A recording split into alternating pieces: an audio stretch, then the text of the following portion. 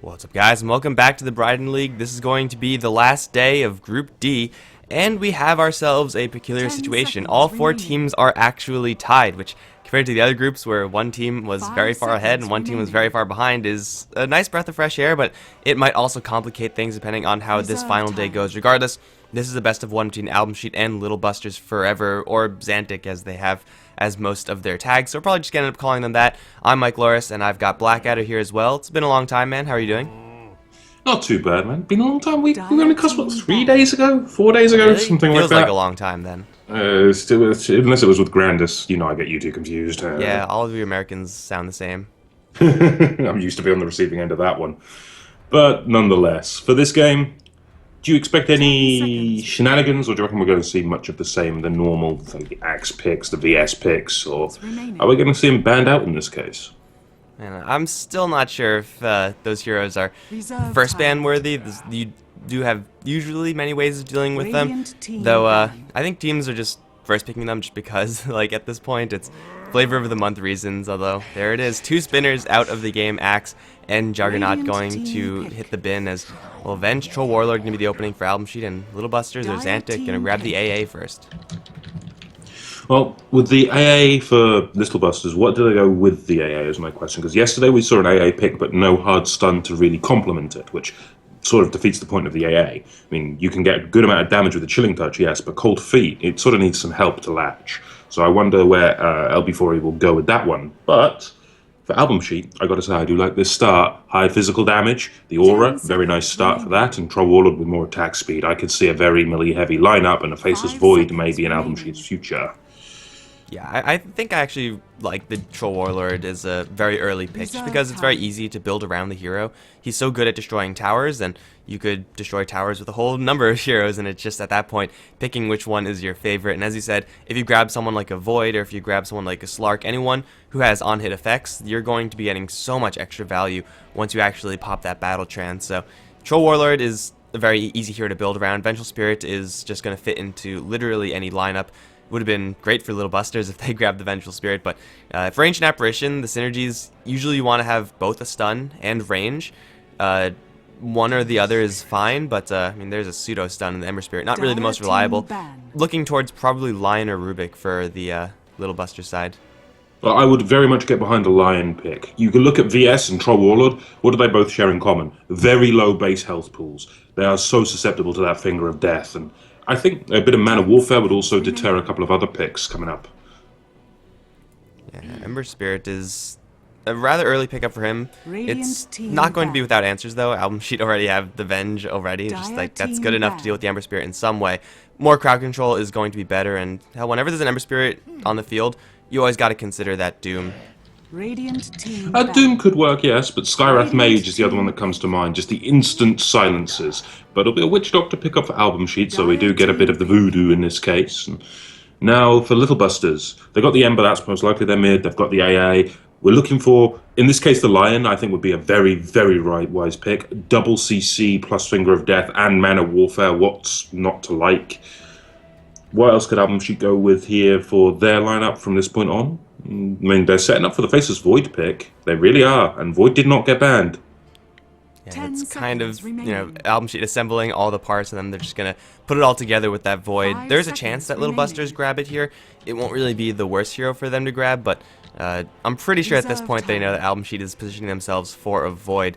And in that sense, you got the Void combos with the Witch Doctor. You have the best, or one of the best counters to Void on your own team with that Vengeful Spirit swap. You don't have to worry about your target getting away from you. And then, of course, you have bashes with Battle Trance, which is always pretty sick. And it's hard crowd control as well. It's like the hardest of crowd control versus the Ember Spirit. So yeah, I think Little Busters, they definitely do need more crowd control to deal with this upcoming Void pick, if it is going to be a Void pick. But even if it's not, you got to have more ways than just the chains at canceling a Witch Doctor ultimate.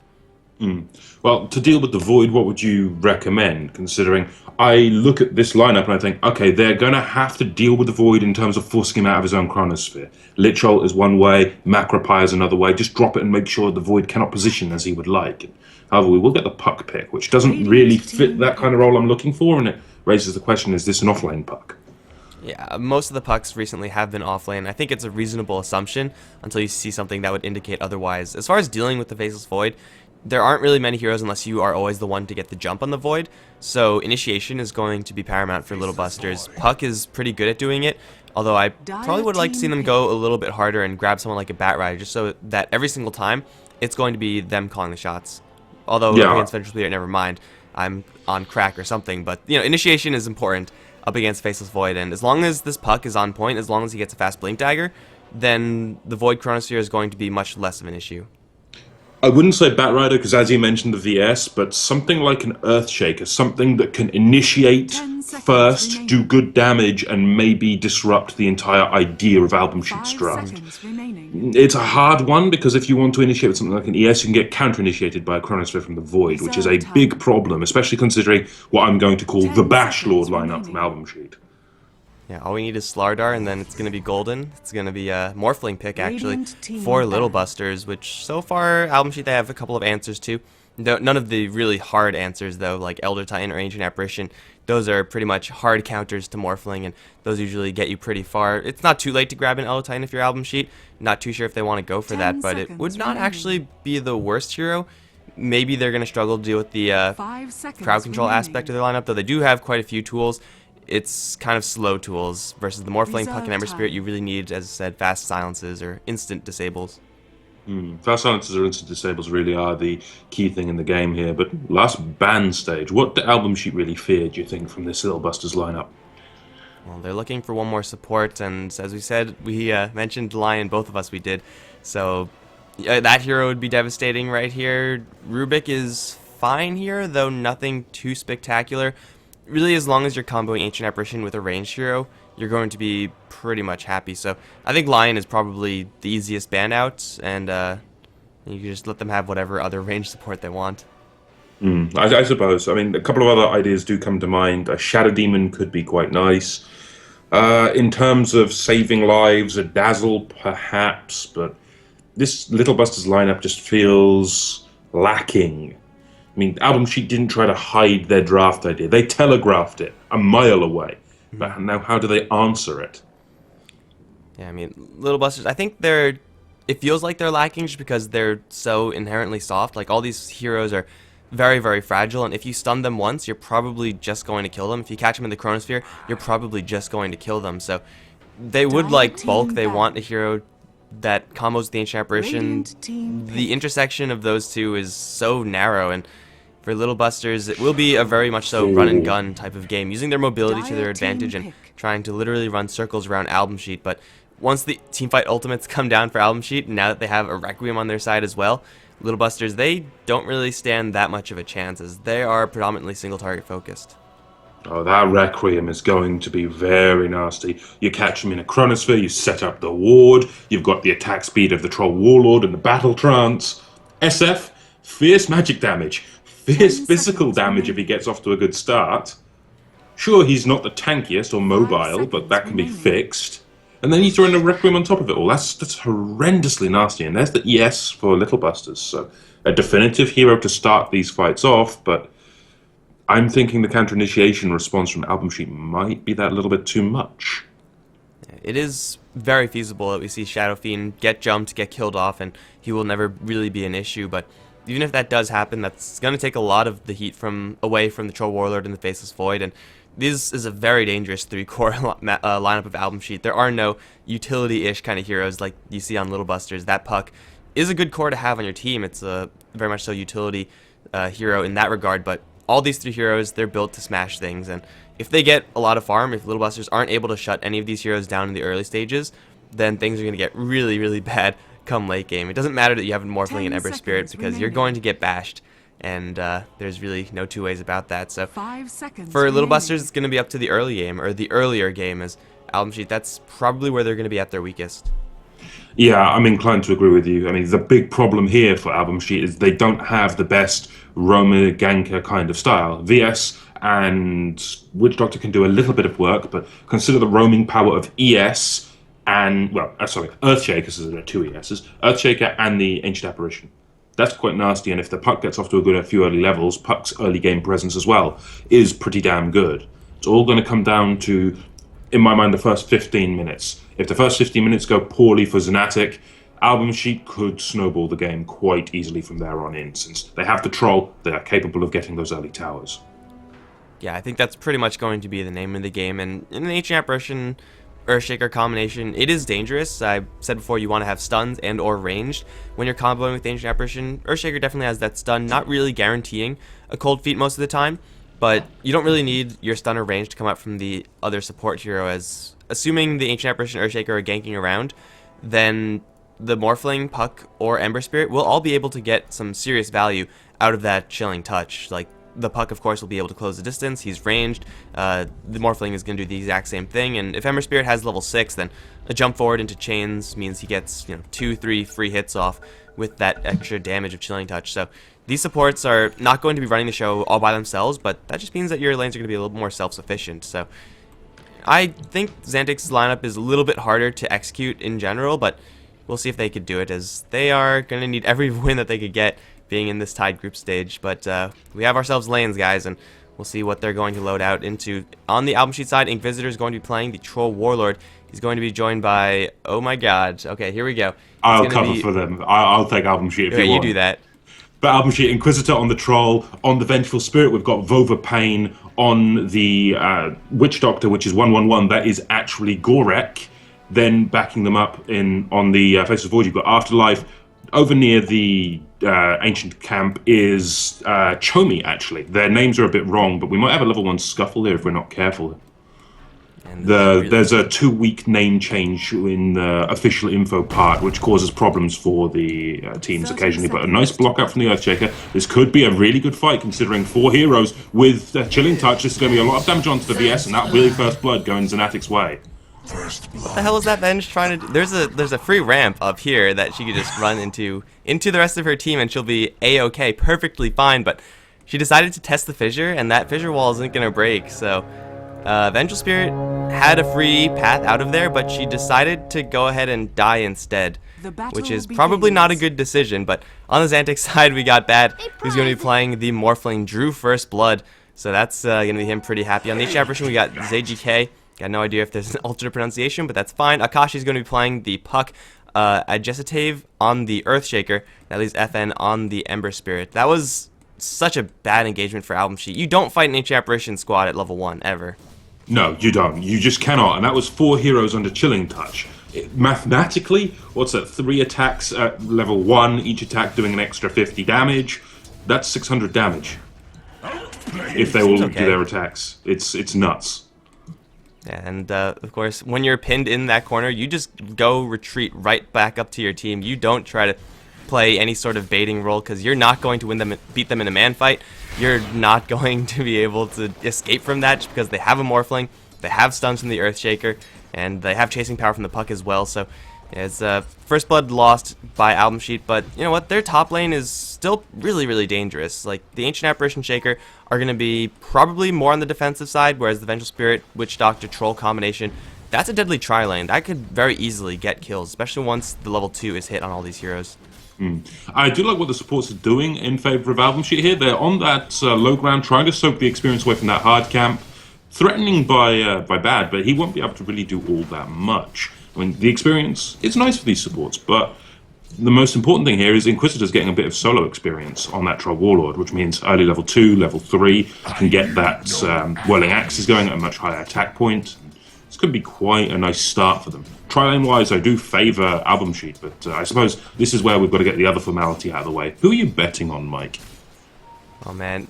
If you just, asked me day 1, I'd be like, AlbumSheet, no questions asked. But, I still think AlbumSheet's draft is a little bit safer in that, yeah, they have the Glass Cannon and the Shadow Fiend, but as long as he doesn't do terribly, and he's doing pretty decently right now, then they should be fine. So I got my money on AlbumSheet, but it's not really confident money. Okay, I can get behind that. That's an interesting way to put it. I'll put my money on AlbumSheet just down to the draft. I'm favouring draft alone here. And I look at top lane. Troll Warlord actually gets caught out by a block, trading a lot of blows with ZJK. This isn't really good for Inquisitor. He's going to have to run just because of that Chilling Touch damage. Now in comes the Witch Doctor as well as the Vengeful Spirit. They will bring down ZJK, but a waveform will clean up the Witch Doctor. Is there going to be any more aggression up on this top lane? Another Fissure will drop, going to do some good damage to Inquisitor, but now comes the Troll Warlord, trying to go aggressive, but he's going to have to fight into 2. This is a 2v1 scenario. The Vengeful Spirit is a bit far away, does have a Wave of Terror to throw out, but that -3 armor I don't think is going to be all that much at this point. Well, the Shaker still has a little bit of Whirling Axe slow, and Inquisitor does have the boots, and there's no mana on either of these two heroes. This is a pause that is unfortunate for, I think, the Dire, just because is your Inquisitor in normal situations here. Yeah, you think about going for the Earthshaker, but you consider the fact that Ancient Apparition is going to be coming up soon. Morphling might have another waveform. You don't have time to check all the mana pools and be sure about that. Morphling even has stick charges that won't even give him enough. So Inquisitor now knows that he can go for this Earthshaker, and now, let's see if he chooses to do it. No, he's going to play it cautiously. Inquisitor going to fall back, everyone going to fall back, making it a 1-for-1 trade overall. Just a support for a support up towards the top lane, but Bad does claim a secondary kill. Chomi in a lot of trouble, getting chased down by FN, doing a lot of damage with that Ember Guard. Might go for the dive? No. Thinking twice about it. Now comes the turnaround and a little bit of damage thrown back into that Ember Spirit. Yeah, this Shadow Fiend is not going to have the best time, as his ability to kill the Ember Spirit is really reliant on the Ember Spirit on making some sort of mistake. His Flame Guard needs to be down, and raises need to hit, and the situation that is going to lead to that the most times is a dive on the tower. Chomi is going to play this very carefully. It's going to get worse and worse as time progresses. Ember Spirit, once he hits a level 6 mark, and then once he gets a point in Sleight of Fist so that he could get the chains from far away. Chomi is doing fine right now, but yeah, he's definitely going to need some help if he wants to kill the Ember Spirit, and he's probably going to need teleportation support if he wants to survive the dives. And support to survive the dives is going to be the most important thing in my mind. But we haven't really spoken much about this bottom lane. Afterlife up against Akashi.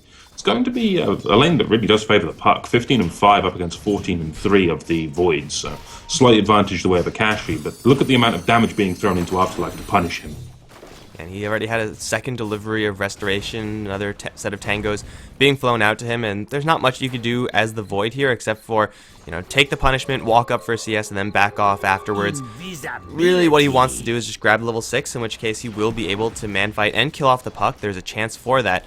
But even before that, if he was at full HP right now, they could trade hits, and Faceless Void will generally come out ahead just because of that bash and, of course, the poor man's shield. Magic damage is unavoidable. That's just going to happen. So Void, though he's having a really rough time right now, if he plays cautiously, then he won't die until Puck gets level 6. And then there's a chance of him dying. But until then, the Void should be just fine. Yeah, it's all about really being defensive with that Void, but we do have a bit of a scuffle going on in the backlines. Adjustive taking a lot of damage from Gorek as well as the Vengeful Spirit of Vovapane, but look at the turnaround damage. ZJK just with the Chilling Touch, bullying Gorek. A couple of more right clicks could spell his doom, but going to turn around, going to trade some blows with the Vengeful Spirit. I don't really think anything's going to come of this. It's no kill, really. Inquisitor does show his face now, and the Troll does have that kind of power. The Troll's actually level 5. They nearly have that Battle Trance online at 5 minutes, 6 minutes. This is going to be nasty. And from an offensive tri-lane Troll, when you only have 1 kill, that's what you said before. The supports stealing the experience from the side camp, giving the Troll Warlord minor amounts of solo experience is the difference there. Over towards bottom lane, though, the Coil was dropped, and Afterlife was dropped shortly thereafter. Akashi going to draw blood down towards the bottom lane, and this Puck is going to get a fast blink dagger. I think at this point for AlbumSheet, that's pretty much unavoidable. But still, the Battle Trance level 6, I mean, if they had that when they were trying to go for that AA kill, or for the Shaker kill, easy kill, like every single time. But as it stands right now, it's going to be Goretz in the most trouble. He's now stuck in a corner, has a little bit of support here. Really wish he had a swap right about now. As Steve is going to take a Magic Missile, Troll Warlord going to try to make it a 1-for-1. He's pretty darn fast, but the Shaker now has boots, range axe, 2 shots, going to get the kill. And that is going to be yet another 1-for-1 trade up on the top lane. But again, Bad is getting all of these kills for Xantic, and that is not good times for AlbumSheet, especially if the Morphling gets another one on Inquisitor. It's not going to happen now.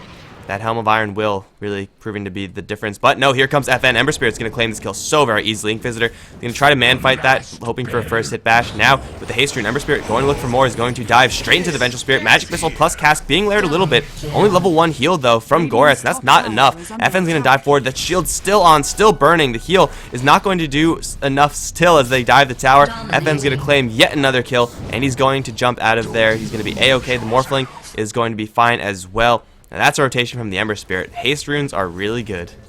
FN, this is shades of yesterday from him. He played so aggressively and got so many kills in his previous games, as well as Akashi, actually. But they need to meet their aggression because they did get a bit overzealous in their previous games and end up throwing away some much-needed kills and experience to the enemy team by just being a bit too aggressive. But one TP there, I will say, from the Shadow Fiend of Chomi would have been enough to secure a kill on the Ember Spirit in my mind, even with that haste run. Just one TP. The problem is, even though that would have probably been the case, you're a Faceless Void sitting in lane, you're a Shadow Fiend sitting in lane. The odds of you actually deciding to leave as those heroes ever is so extremely slim just because your late game is so good. Yeah, you can go up there, you will throw away 100 gold in the process, you might get a kill, you might not, but you have guaranteed farm here, or at least very safe farm, if you stay in your lanes. The likelihood of AlbumSheet's 2 cores rotating around to save a couple supports that are being dove is just so incredibly slim. It was also the troll getting dove, though, which is a big part of their team fight. So I can understand your point with the experience being given up, the solo lane farm being given up. It was a case of 3 kills. That's quite the advantage in terms of gold, the way of Xanatic. And Xanatic, we've said, their early game is everything. You disrupt their early game, they are dead. Yeah, and right now, the Dire side are just firing off on all cylinders.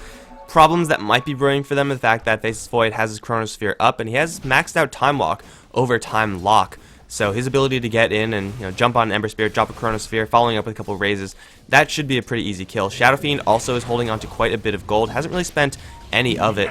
Might be going for that mech build that Shadow Fiends tend to consider nowadays, or he could just be going for a straight up damage item or one of those helpful initiation utility items in the Blink EKB. Either way, he's going to have something, but over towards top lane, Afterlife is in a lot of trouble. Level 4 Time Walk going to get him some distance away, and it looks like that will be just enough, actually. Level 4 Time Walk did make the difference there. I think if it was level 3, he would have died. They've actually got a Chronosphere here, but Afterlife comes back in after a salving, and he's just going to get punished by bad. He's going to have to Time Walk again. You just cannot stay on this lane, and FN, in the meantime, will get a kill on that middle lane, bringing down the Shadow Fiend, which is a pretty damn good exchange in favor of him, but the illusions are nearly bringing him down. A little bit of missed micro there from the Shadow Fiend. If his illusions were on top of that Ember Spirit the entire time, that would have been a kill. It would have been a posthumous kill, so you don't get any experience from that, but a kill is a kill nonetheless. And if you're Shadow Fiend, you don't really want to be dying ever, as you lose souls, you lose a lot of momentum, and losing that to the Ember Spirit is just the worst case scenario. So it's not often that illusions are relevant in damage output this early on, but this would have been one of those situations. It would have been. It certainly would have been. I mean, you just kind of underestimate the damage illusions do at any point, especially with the Shadow Fiend. But Inquisitor in a lot of trouble, does eat the spirits as well as the Dream Coil of Akashi. That kind of damage you cannot survive as a troll. He needs a BKB at some point in the near future. Or a swap out, or some sort of stun backup. But Vengeful Spirit's only level 3 right now. Witch Doctor is also only level 3, so these cores of Xantic, they're getting quite a bit. Like, the Morphling's getting free farm, the Puck is getting free farm, his Blink Dagger status not quite up because he's slowed down for the power treads, and that's fine. You're still doing well enough that you could expect the Blink Dagger to come up very fast if you're that Puck. But man, we were saying that AlbumSheet, their weakness, the point where they are so weak compared to the Dire, is 15 minutes, or pre-15 minutes, and it seems like the Dire are just taking full advantage of the fact that the rotations aren't going to be there, odds are, for AlbumSheet, and they're just inherently weaker. Down towards bottom lane, Afterlife is, okay, disconnected again, but I'm pretty sure he's screwed. Unless we see mercy from Bad here, I mean, connection issues unfortunately have been plaguing Afterlife this entire game, but it might come down to if Bad is feeling merciful. I mean, it would be the respectable thing to do, but this is Dota, a game of merciless people. Yeah, I mean, there is the chance, I suppose, of Time Walk. You have Chronosphere backup, Faceless Void might live anyway, but man, the Dire right now, they're just doing everything right. They're playing as aggressively as they can be. We see games pretty often where Ember Spirits are just farming in the mid lane, and yeah, you get your phase boots, you get your drums, you get your Battle Fury pretty fast, but having a large impact Ember Spirit is just going to swing the game so much because he is able, inherently as a hero, to do so much, but he's also able to transition late game with that gold. Afterlife, Time Walk out. I don't really know if Bad is attacking him, but it seems like that would have been him being safe either way. Bad was actually attacking a catapult there, so respectability from that. But as it stands, while it is a very early advantage to Fnatic, I mean, we look at the graphs, 5,000 net worth as well as nearly 4,000 experience. This is the kind of lead that Fnatic needs to maintain. If they lose one team fight against AlbumSheet's lineup, that's it. That might be game, just because of how big these cores can be for AlbumSheet. Yeah, we haven't really seen a giant team fight that AlbumSheet would have been happy taking. All these deaths, or most of these deaths, were just random pickoffs, mostly off of haste runes, which, speaking of, FN has another. Shomi's going to hide in a corner, and he doesn't have Requiem, and he's spotted. There's a Morphling here as well. You do not expect a Morphling coming in. That's going to be a very quick death of the Shadow Fiend. Here comes the Witch Doctor. Throws a cast, but that's not going to do jack, and now the Ember Spirit is going to Resonate onto 2 support heroes. Chronosphere onto 2, though. Where's the Death Ward? Not there yet. Only level 4. FN, though, caught in tower range. He's going to be brought down as bad. Doesn't have Replicate set up. Has a wave for him to get out of there. There is a Time Walk cooling down, though, and Akashi is here. So maybe this is a bait from the Morphling Afterlife. And Goret's going to get caught in that coil. Not too much damage coming out from Akashi. Now the puck has to back off. Time Walk to further jump forward. 1 stun to fly. 2nd stun, not even there. But it gets the kill anyway on the puck. And Xantic get drawn a little bit too far in. That Shadow Fiend, a very tasty kill. You want to be killing him as often as you can, but that's just going a little bit too deep. It's about time that AlbumSheet rotates some support heroes in. Yeah, the rotation was nice from AlbumSheet, but this is what I was saying about Fnatic. They can be too aggressive. That's proof of it there. We had it yesterday where they were playing Queen of Pain and Slark, and they just started getting picked off because they were diving too far. It happened just again there, just with the Morphling and the Ember Spirit. But FN now playing aggressive once more, going to look for Inquisitor. Second Remnant forward, has one more, not even going to need it. Sleight of Fist will clean up the Troll Warlord of Inquisitor. That was toasty. 1-3-0. Helm of the Dominator first, and it's a rather defensive build from the Troll Warlord. Oh man, over towards mid lane. He's caught. The Shadow Fiend has nowhere to run, and it doesn't even matter if he had somewhere to run. He wouldn't have gotten very far anyway. It's yet another kill going the way towards Xantic, and AlbumSheet, they're just getting constantly picked off. The one time where they actually have a team fight that involves Chronosphere, yeah, it goes pretty well for them, but aside from that, they just have to be near their supports, or that's it, be near their supports, or don't be out from under their tower. But right now, Xantic have all the pressure on the map. They're going to take down a tier 1 tower. It's going to be the second one of the game, opening up the map just a little bit more so that they can play even more aggressively. And well, now for AlbumSheet, they're going to, first of all, lose map control. They might lose the stack that Shadow Fiend has been creating. It's bad times for them, as Bad is down towards bottom lane, does get himself out of there with the waveforming. Inquisitor still wants in on this one, though. Swap back. Let's see those bashes. There's none so far. Bad's going to walk right back so that the Chilling Touch is going to try to connect. Not quite going to be there. Bad doesn't have any agility, but does have a waveform. That's going to get the kill with the Echo Slam. And Puck is actually going to snipe them both coming in from the sidelines. This time it's AlbumSheet being a little bit too aggressive. They really, really wanted that Morphling, but Morphling's not an easy target. No, he isn't, especially considering Morphling in this case has himself an ultimate orb already. I mean, he's going to be fairly tanky. We're at, what, 14 minutes in? Treads as well as an ultimate orb. That's a huge amount of stat gain. I mean, 18 stats at this point, quite large. Bottom lane, though. Chronosphere with an Invis Rune setup into Death Ward. The Fissure is off to the side. There's the Chronosphere. There's the Fissure. Now the Death Ward's going to be channeled, but it's in the Chronosphere, and it doesn't do anything. The waveform through Faceless Void down, and the Vengeful Spirit's going to die shortly after. The Death Ward's still being channeled, but Bad has more strength, more. He's going to man-fight Goretz, and that is going to be a triple kill for the Xantic side, and GG called. I really hate the scheduling, because sometimes you have 15-minute games, but man, AlbumSheet just demoralized to the point of calling GG. It's really hard to play from behind like that, and they just made a crucial mistake in that last fight of putting Death Ward inside the Chrono. You can no longer do that. You can't do it with Mass Serpent Wards either. Wards in a Chrono just do not work. And Chronosphere is hard to disable, guys. As I said before, very, very hard to disable. Even wards, which break most of the rules of Dota, are not going to be able to bend that one. I don't really know how much of a difference it actually would have made, but you land a Chronosphere like that, it doesn't really get much better. If you're a Faceless Void hit with an Invis Rune, you're not going to have a better position. You just botch it just a little bit, and that's going to be it. A 14-minute game and Xantic are going to come out ahead.